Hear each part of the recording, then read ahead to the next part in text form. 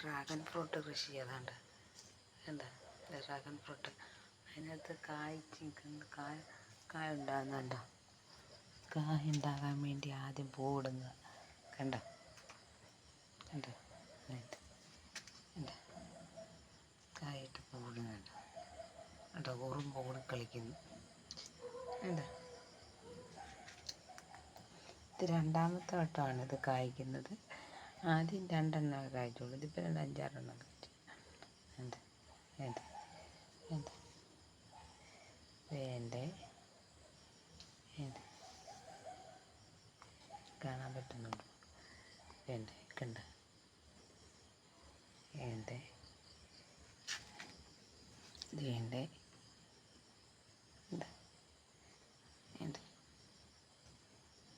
കഴിക്കുന്നത് എന്താ